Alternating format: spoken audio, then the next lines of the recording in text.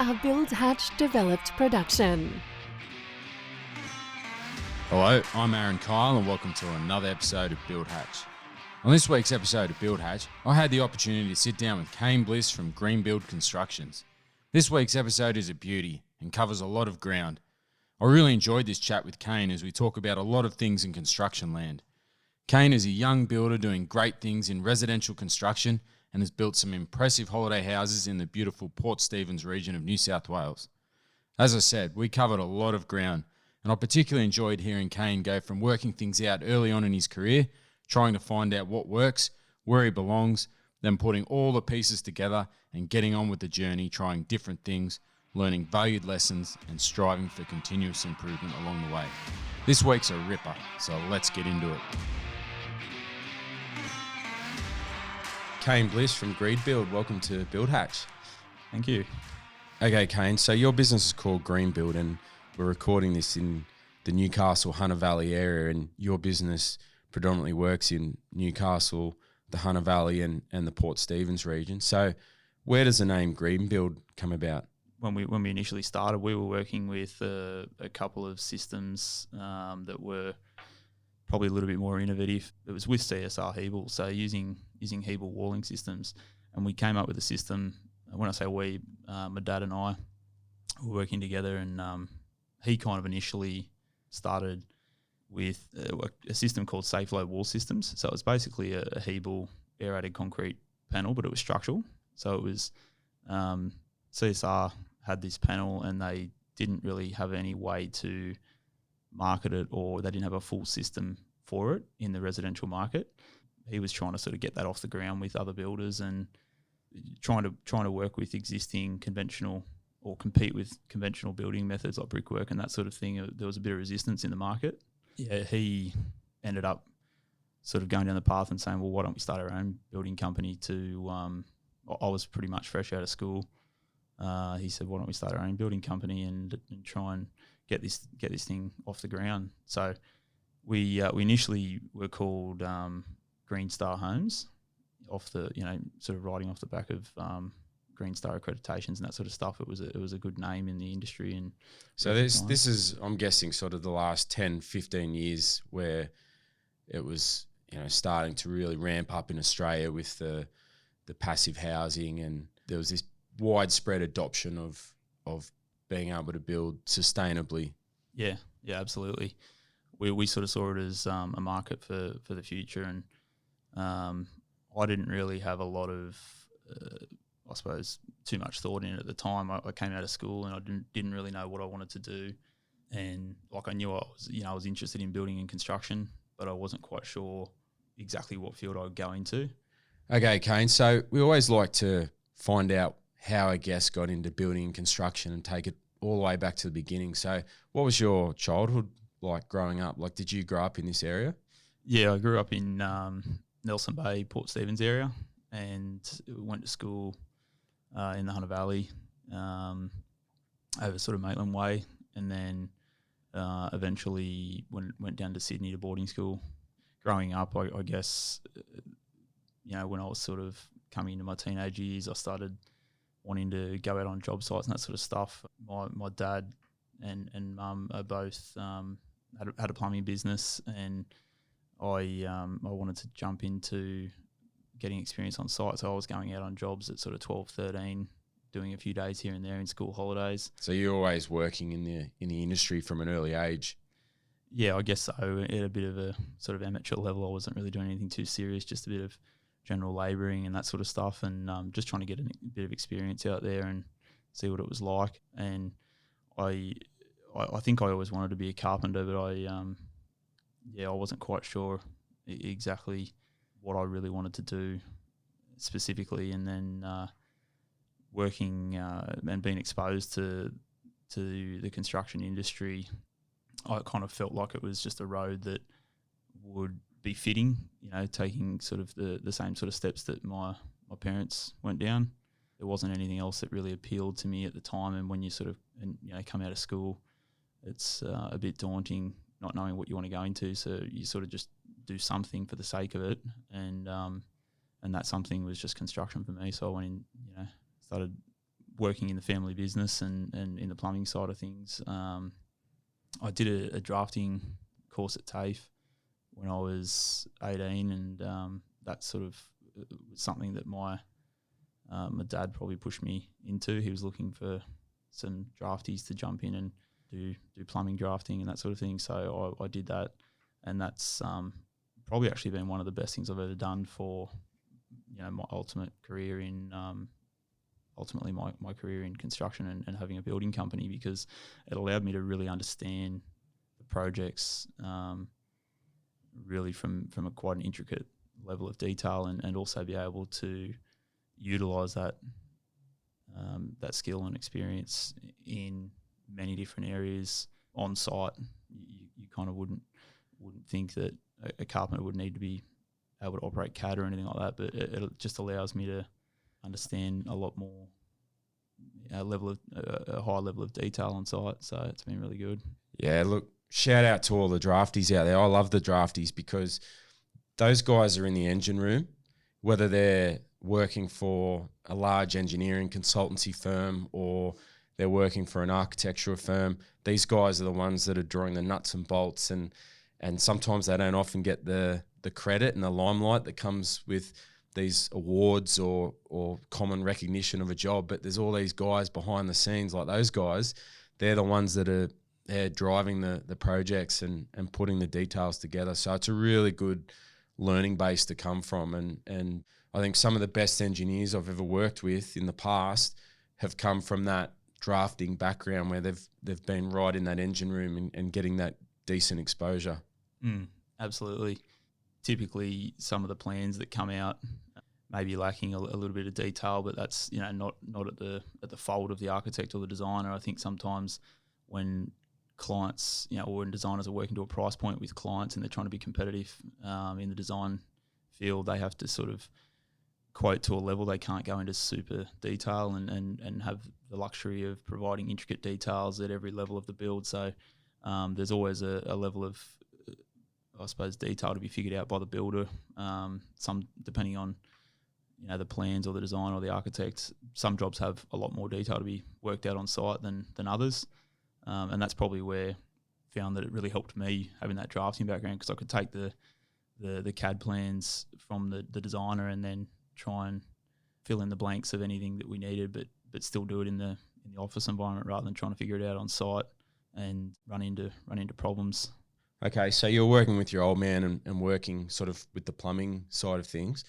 At what point did you decide, I want to sort of transition that into construction? Like, you already knew that you wanted to sort of get into construction as opposed to plumbing, but how did you actually make that shift? At the same time that I came out of school and went into the drafting side of things and working in the plumbing business, I was kind of thrown in the deep end of just working in the office environment and trying to help out wherever I could, looking at how things were done in the office, trying to improve things wherever I could. Did you have exposure to like estimating and contract administration and stuff like that? Probably not at that stage initially, but then, as I said, we'd started the company Greenbuild, or at the time it was Green Star Homes, and then we later changed the name a year or two later to Greenbuild. We only had a couple of small jobs initially, and we were trying to sort of get the alternative and innovative building systems off the ground. But I was really thrown in the deep end, and we took on, I remember our very first project. My dad had obviously been in the construction industry. He'd had a lot of exposure to building in addition to just the plumbing. He'd done investment properties before. He'd done owner builder stuff. So that mum and dad had that experience there, and they were able to help guide that first project, and a lot of it was driven by probably dad's enthusiasm and just saying, we'll sort of take it on and we'll do it. It's all, it'll be easy. We'll just work together. And I was sent out to site many times with plans to set up trades and things like that, and I really didn't know what I was doing. I was just sort of winging it and asking questions and figuring things out as we went. But the exposure to that first job meant that I was doing the accounts in the office, dealing with a bit of the contracts admin side of it, with getting together the quotes, trying to let out the subcontracts to the relevant trades, and at that time we didn't have anyone employed working on the tools, on wages or anything like that. So everything was subcontracted. And I was sort of figuring things out as I was going. I wasn't really formally trained in contracts admin or construction management or anything like that. So that was something that I had to sort of figure it out. Did you have a mentor back then that sort of helped guide you? Well, probably my dad was the biggest mentor. He just taught me everything that he knew about dealing with contracts and contracts management, but he also let me learn for myself. He didn't micromanage it too much. He was pretty busy with his plumbing side of things as it was, so he sort of let me run with it, and I'd sort of come to him and ask questions about how to handle situations or certain elements of it. I suppose the account side of things, that was one area that my mum had always specialised in, managing the family plumbing business and the account side there. So she really taught me a lot about how to deal with the bookkeeping, and I think that was, like I said, was just sort of throwing myself in the deep end, doing all these different elements to try and essentially be a sponge for those first few years and take on any information that I could, sometimes at the detriment of looking like a bit of a fool, but at that point... It's about learning from those experiences as well, isn't it, really? Yeah, absolutely.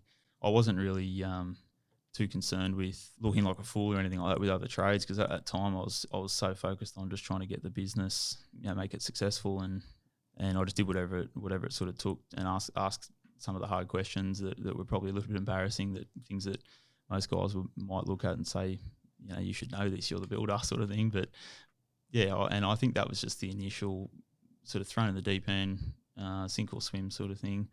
And then from that, it's sort of having that drafting background. I was sort of like, well, what's the next step after this? What do I do? And that's when I sort of looked at the TAFE was sort of about to start the next carpentry apprentices, and I thought, well, why not jump into that? So I threw myself into a carpentry apprenticeship. And I didn't mention, but at the time of starting Greenbuild, it wasn't just my father and I. It was another business partner who had come from a commercial background. So we had his construction management experience. He was a project manager for a couple of the big tier 1 commercial companies. So he had a lot of experience there that he could bring to the table and help to mentor there. But he wasn't working in the business as much at that time. He was sort of doing it as a bit of a side gig as well, and that's where I think I didn't have the luxury of falling back on him all the time for those questions of how to deal with every situation. So yeah, like I said, I relied pretty heavily on my dad with a lot of those questions and learning experiences. All right, so can you remember your first job with Greenbuild? Yeah, it wasn't an easy one. We did one for a client, but we also did one for family. So my older sister built out at Ashtonfield, and very challenging site, but once again, it was one that we were sort of like, let's do it. We were up for a challenge, and my dad once again was sort of very optimistic, just throwing ourselves into it. And that one was definitely a big learning curve. At the time when I was first starting out, I started learning about rendering as well. I started sort of jumping on the tools and doing a bit of texture coding and rendering, and sort of whatever I could do on site. I did a bit of carpentry in the early stages as well, which is probably what led me to want to jump into the carpentry apprenticeship. Yeah, I think that first job was a real eye-opener to some of the challenges, and like I said, just working out every step as you go and coming up against the challenge, figuring out how we were going to deal with it. Yeah, that first job set the foundations, I guess, for many more years of learning and just gaining more and more experience from every job that we did. Picking a bit of a challenging job was good in some respects, probably bad in others. That I could have picked an easier one and made life a bit easier. But yeah, the amount of guys I talk to where I say, look, can you remember your first job? And usually learn from that first job so much about business, about relationships. And I also think if you don't learn from that first job, well, what's the point of it? Like, it's not just measured in monetary value, it's measured in relationships, trust, weather conditions, challenging site conditions. Like, there's this whole environment.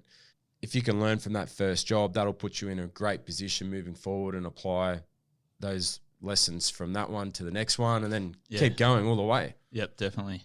Just for me, it was every job. It was just trying to at that stage of the business, I wasn't focused at all on making money. It was, even though that might be the sort of the idea of going into business, but we were really just focused on completing the project successfully for each of the clients, and obviously trying not to lose money, but any sort of money that we did make on those jobs was going straight back into the business to try and prop it up and keep it going for the next project and the next project. So I think the experiences from every job just grow, and you just keep learning more and more until you, I suppose where we are now, where we're taking on really sort of high-end luxury projects, and the foundations and where we've come from and where we've grown from is really just set us up to have the ability to take on those jobs and handle them. To go from that first one or two jobs, to go from there to where you are now, like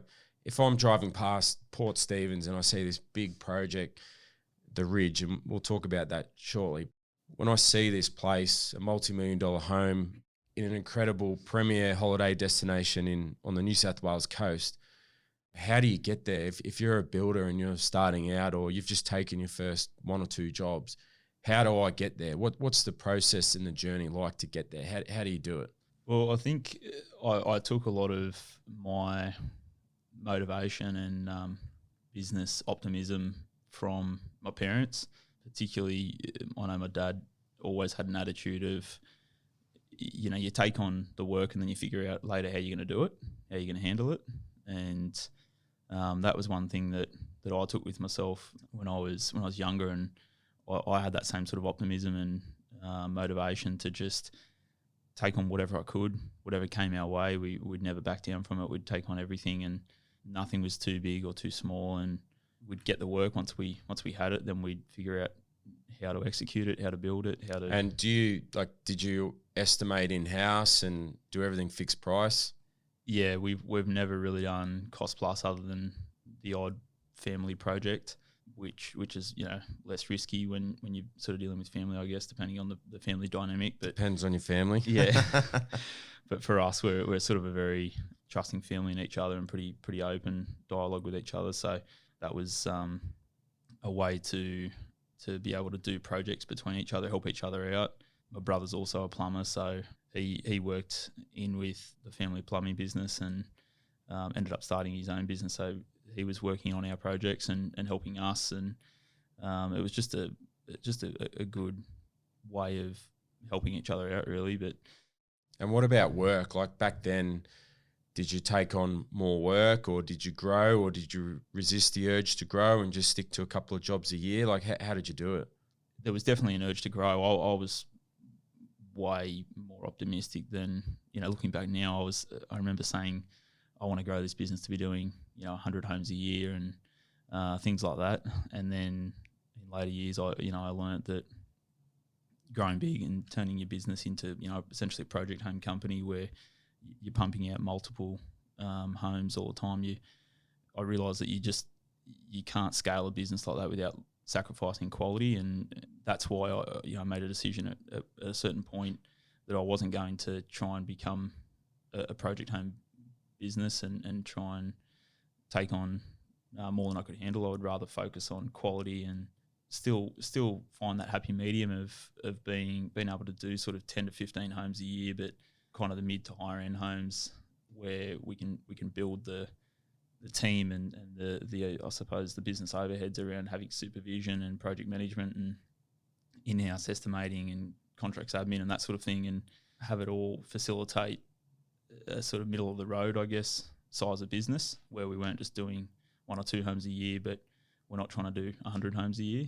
Can you remember the pivot point where you thought, like, what was that moment when you went from 1 to 2 to getting these inquiries and then having that urge to grow from there? After that first year I think there were about 2 projects, and then we did a couple more for family as well in a bit of an upcoming suburb. Bought some land pretty cheap out around Cameron Park. At the time it was pretty dead and there wasn't a lot out there, so we built some 4-bedroom homes out there that were fairly standard, and that sort of allowed us to do multiple homes because they were a bit more simple. We did multiple homes at the same time, and then we just kept sort of advertising, people would see our signs and see us building out there and inquire with us, and then we'd take things on. And on the business side, we were continually trying to grow the administration side so that we could essentially set up for taking on more volume. And I think any business there's always that hard transition of going from doing everything yourself to try and employ people and delegate tasks, and you've got that transition of, do you have enough work to put on more overheads, but then you've kind of got to grow to the maximum where you just maxed out. You can't handle any more of the sort of pressure and the workload yourself before you then try and find someone to get a bit of relief. All right. So you mentioned two critical aspects then. So that worry or concern of not having enough work, and then the other end of the spectrum of being run off your feet. So what decision making did you do at that point to say, look, we need to put someone on, and how did you go about it?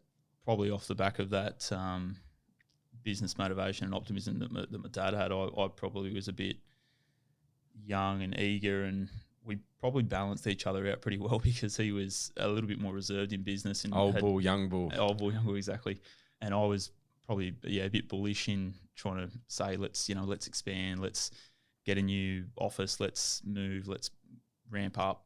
Yeah, that was my take on it, and he probably balanced me out a bit in saying, well, no, let's be a little bit more systematic. He's like, hang on, son, we need to ease up a bit. We need to get the fundamentals and the basics right. That's right. And I think without me pushing, we wouldn't be where we're at. But I think without him resisting in certain aspects, we could have made some big errors along the way. So yeah, you created this energetic updraft of lobbying, Dad, this is what I want to do, this is where I want to go, and he's got his young bull there saying, yeah, and I think I sparked a bit of that young entrepreneur in him as well to sort of say, and he probably had that extra boost of enthusiasm to do it as well, but also having the knowledge of and experience, being in business for so long, of what were good decisions and what were risky ones. And risk is probably something that I've learnt to really respect and appreciate over the last 10 or more years being in business. And it's something that I think's pretty underrated and needs to be weighed up well to know when to take risks and when not to, and how to assess risk. That's probably one of the fundamentals in business and decision making. How do you do that? Do you sort of go off gut, or do you write it on a whiteboard, or just have a conversation with someone? How do you do it? I mean, gut feeling is definitely really important. Listen to your gut and what feels right, but also one thing that I've been sort of mentored with Dad, he sort of way of approaching any decision making is to put it all on paper. And once you've written it down, you can clearly visualize it, you can see it, and then you can start to sort of stem from that and see where the errors or the issues may be in that, rather than having it all up in your head and you're trying to weigh up all these different options and things like that. By listing it out, you can kind of clearly see in a bit more of a structured, systematic way what you're trying to achieve, what are the outcomes, and then what are the steps that are going to be taken there, and then the associated risks with that move. So that's probably one of the ways that I've adopted to assessing risk in business, and I think it works really well for me. Of managing that with Greenbuild, of day-to-day stuff for you, like, was there a key moment or a key position that you put into place to look after the business? There was always a feeling of, well, if I'm ever going to scale the business, I kind of need to have, it was kind of a dream of wanting to have someone in every single position. So to say, it'd be great to have someone on, handling accounts. It'd be great to have someone handling all the contracts admin and, selections and all that sort of stuff. It'd be great to have someone on as a designer, and that was sort of the wish list, I guess. And then from that, you have to kind of figure out, well, what are the most critical things that we need right now to take that next step. The account side of things was, I probably mentioned, about having the multiple businesses with, Mum and Dad already had the sort of office staff there that we could try and leverage and utilise. So you could tap into some of those resources. Yeah, absolutely. To help grow your business. Exactly. And we shared the sort of workload there. And at the start, it was probably like, 90-10 sort of thing as a ratio of how much they were doing on Greenbuild work. And then as we grew, it sort of helped to have those resources to sort of say, okay, well, let's balance it out a little bit more. And then as we needed to, we'd put someone else on. But the good thing for me was that we had the fallback that if Greenbuild didn't have enough work to facilitate that role holistically, then we could utilise that resource in the other businesses as well.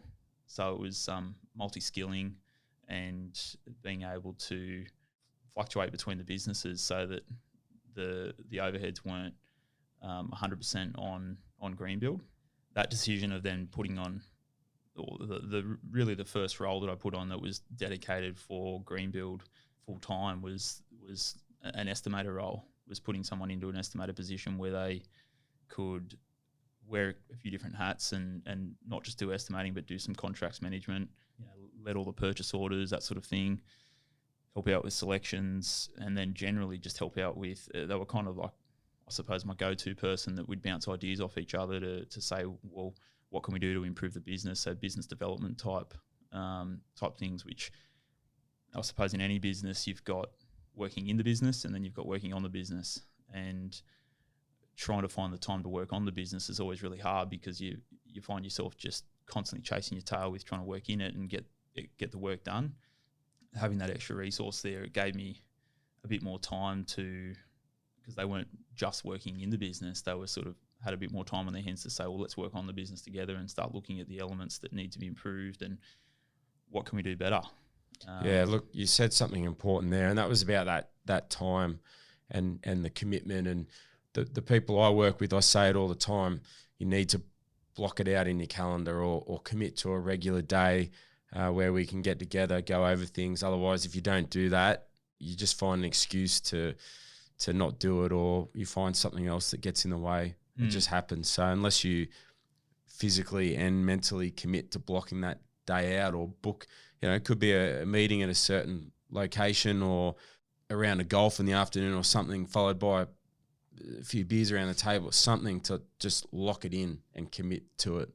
Yeah, I think in business, routine is very important. I'm a big believer that you need to have routine, otherwise things become ad hoc, and it's not a good way to run and manage things.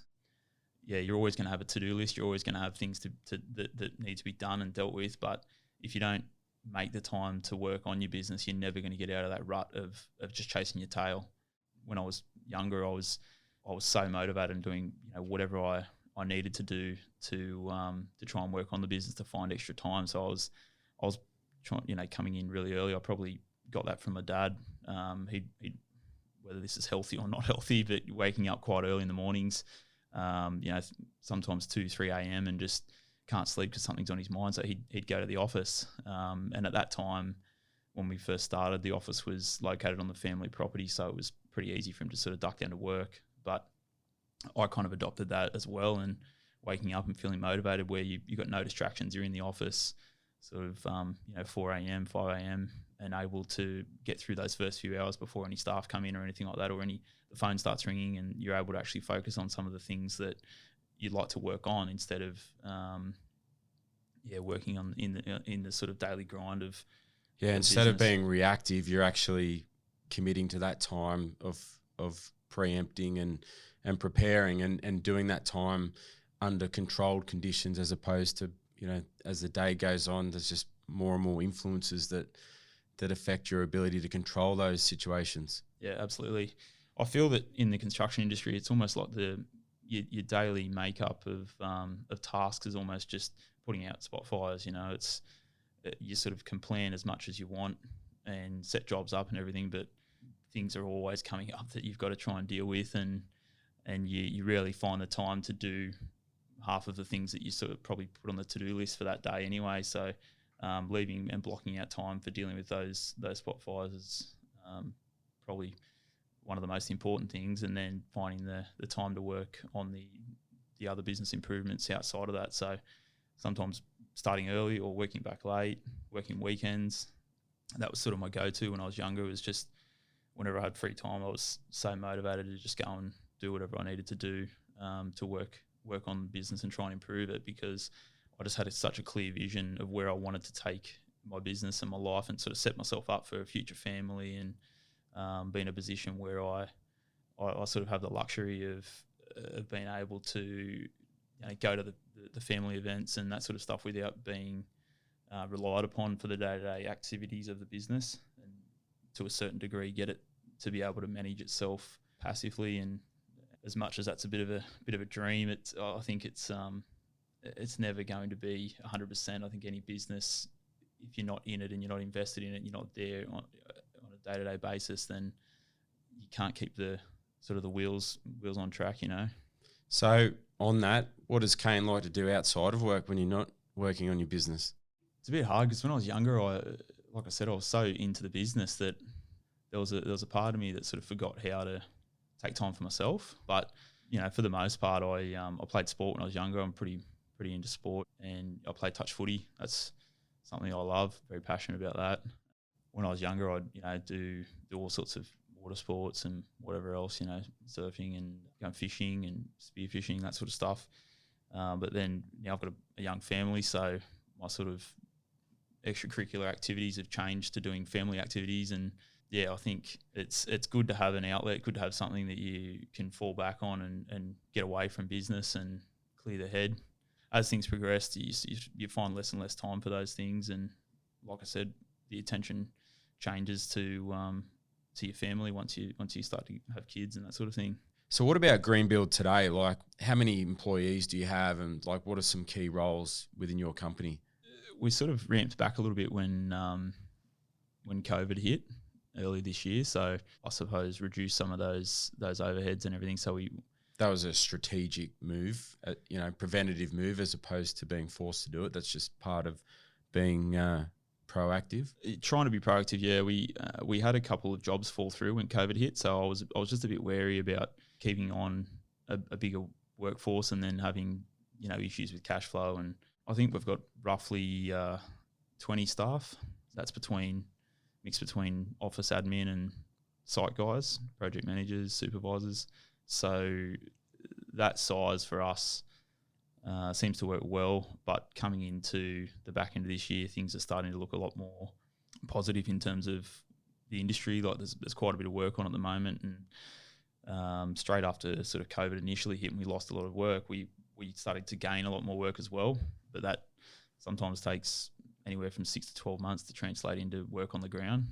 Because we do design and construct, we're taking client inquiries from the get-go, from the initial concept stages right the way through to construction. So our process and lead times are quite often, like I said, 6 to 12 months to get through council and planning and things like that.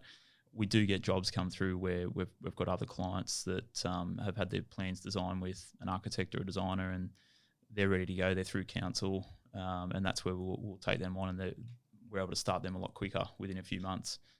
I think next year is looking really, really positive for the construction industry, and we're looking to sort of continue to ramp back up now and put on some more carpenters, more apprentices, and as the projects start to grow, it's looking at the right time to put on more office admin and more overheads to the business to be able to handle the projects, because like I said before, we want to sort of stretch ourselves to the point where we know we're not able to handle any more projects at that point, and then go, okay, now's the decision to put on admin staff or project management to handle the next wave of jobs coming through.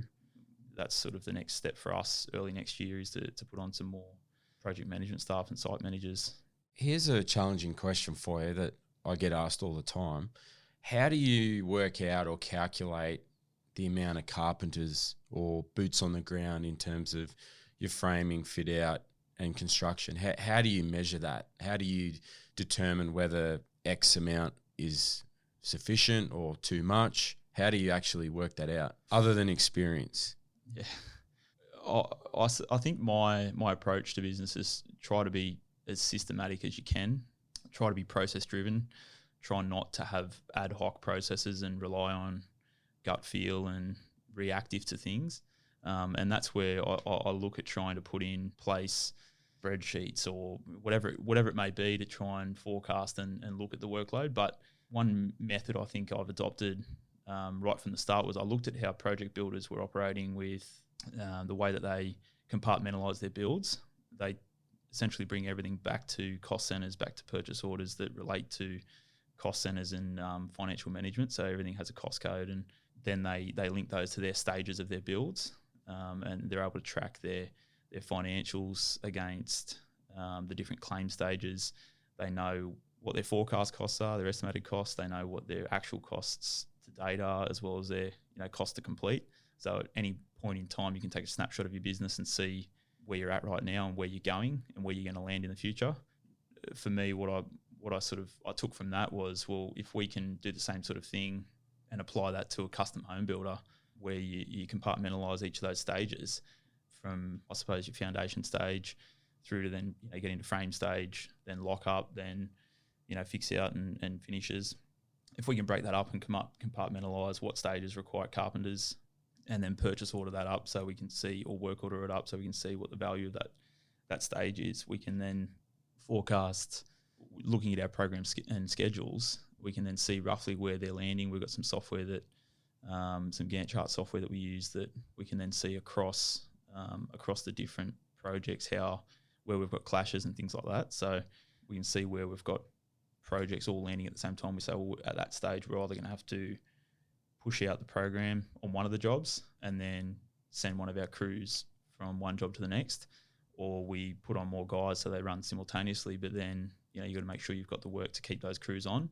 And that's a key essential element that we talked about earlier, about being prepared and spending that time up front of estimating, trying to capture as much of the project in advance as possible, because what that is looking at your business and taking a snapshot. But to do that, you're not just looking at one job or one renovation or one new build. You're looking at your entire portfolio of business construction that's going on at that particular point in time. So what software do you use that manages all of that? We tried to set some targets early in the piece of saying, well, let's say our target's 15 homes a year, bring that back to a dollar value and see what the total revenue or turnover will be for the year. But the problem with that is that it obviously fluctuates. It's not just from January to December. You've got builds that are crossing over all the time, so they run over into the next year and that sort of thing. So it's hard to quantify exactly what your turnover is going to be unless you know what when you take a snapshot, you need to know what your financials are at that point in time. And generally it's the end of financial years. You can look at it and say, right, well, there's where the business is at financially, but what does that mean and what does that translate to from a project side of things, and saying, well, we may have put a progress claim in there, but what are our costs to complete on that job? We've still got to finish the project, so we need to know, are we still on track to be making the same margin that we set out to make, or whatever it may be. But in terms of software, and to answer your question there, I think I've been through so many different softwares. I couldn't even count, how many different various project managing, estimating, there's so many forecasting, scheduling softwares. I've tried so many different ones. So you come back to Excel? No. I mean, Excel has its place. I think it's good for certain things, but we took our business into the cloud probably, I'd say 8 years ago, somewhere around there, and we run on the Google platform. So using all the Google emails and calendars set up, as well as all the sheets and docs and everything there. So that works well for us. It has its limitations. Years ago, I was searching for the holy grail of software, the one that does everything right through from CRM to estimating to financial tracking, project management, scheduling, selections, like everything. And that's what I was looking for, and couldn't really find anything. There's a few software packages out there that claim that they are everything. We sort of implemented some of them and tried to make them work, but I think like any business, if you try to be everything to everyone, you'll never do the small things right. And that's, I think, is true for software as well. Software is better off focusing on the things that it does best and not trying to be everything to everyone. So we've been through a lot of them. They've all got their pros and cons, but you just need to find what works for your business. And we've settled on a couple of systems that work now, but we still don't have it perfect. It's not, there is no holy grail. But at the moment for scheduling, it's probably one of our major and most important things. At the end of the day, we're here to build homes, and we need to build them within a timely manner and have a program around that. So we use software called Smartsheet. It's really powerful for what it can do, and you can generate all sorts of reports out of it, customized reports that tell you, where your projects are at on an individual level, but also when you map them out across all jobs, you can see out where you've got clashes, and you can set up reports, daily reports on certain resources and things like that. So I think that's really important to have everything relate back to a schedule and a program. Otherwise, you're just essentially building on a whim, going from day to day, trying to think, okay, we've got that done, what's next? And it's all in your mind. Whereas if it's on paper, once again, you can clearly see where you're going and where you're going to land. Yeah, I think that's probably one of the most important fundamentals of construction is thorough planning and forecasting and all of the above, looking back, looking forwards, looking where you are now.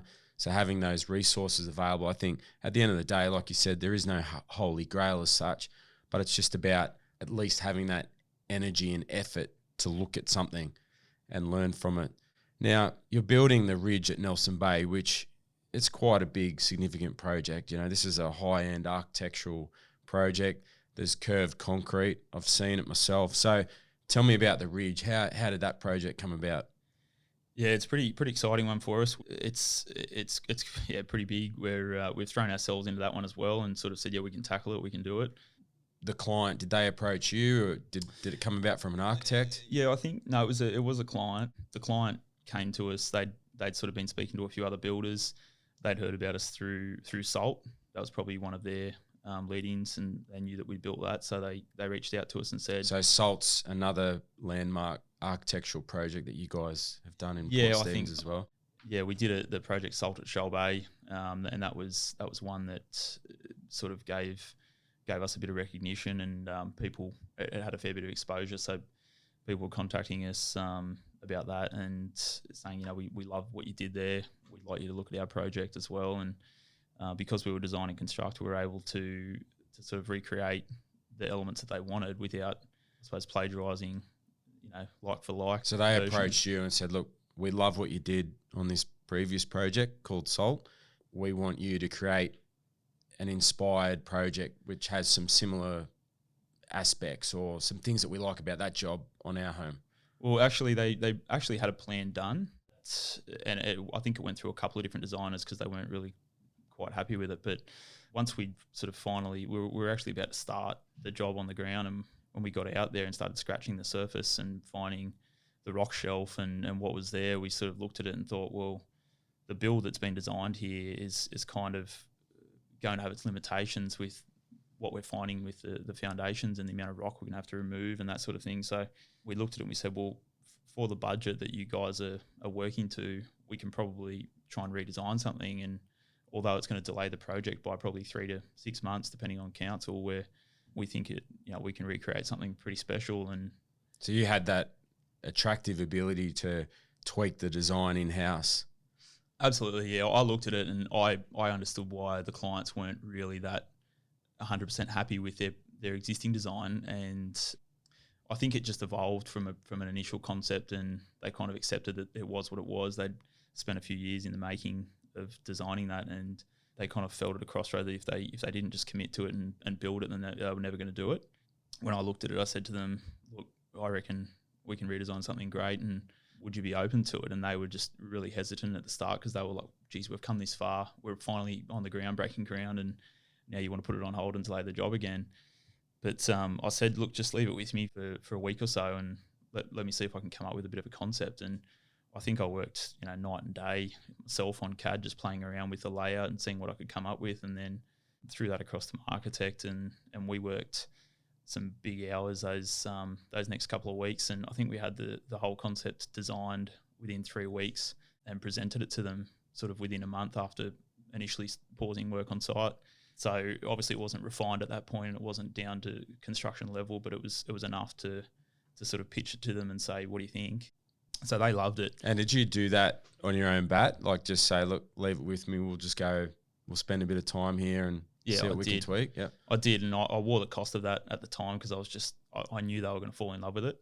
And you knew that it wasn't quite right, but just wanted to just take that little bit of extra effort to get it just right?